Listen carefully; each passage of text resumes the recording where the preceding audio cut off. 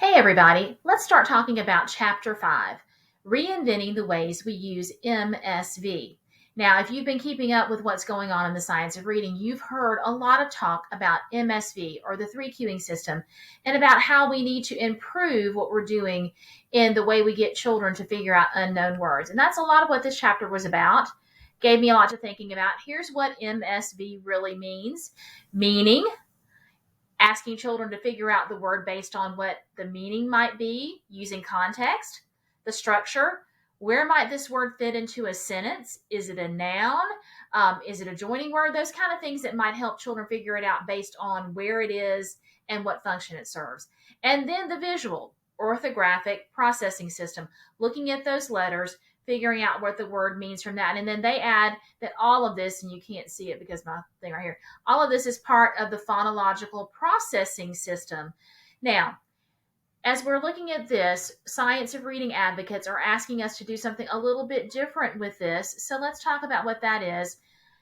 They're talking about if you have that meaning first approach, children are trying to figure out what the word is in accordance to the meaning. It teaches children an unsustainable process for figuring out words. As the words get more difficult, as text gets longer, the context is not always going to be there to help them figure out the word.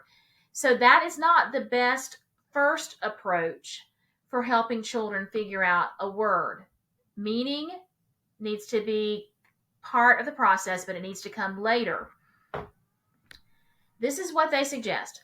By teaching children to start with print and to follow their print attempts with checking any or all of the three cueing systems, you reinvent the MSV, meaning, structure, visual model, making it visual to meaning and structure, and better aligning it with science, including the simple view of reading. So we're going to start with the print, and then we're going to look at print, and then we're going to go to what does this mean? Does this make sense in our sentence?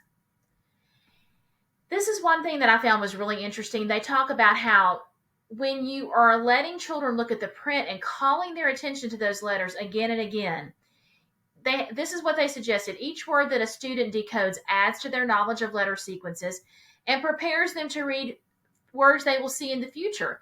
So it's not just that word that they figure out on that day when they're sitting at the table with you. It's that word that they come across later, and the foundation that you've built with those letters and those sounds will help them figure out a future word that you haven't even asked them to read yet.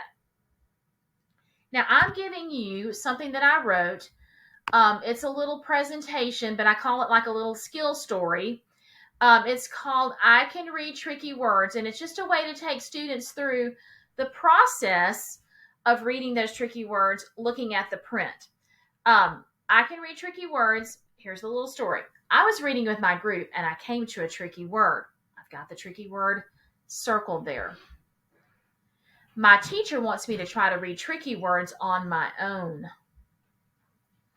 First, I look very closely at the tricky word. I have to look at the word to figure it out.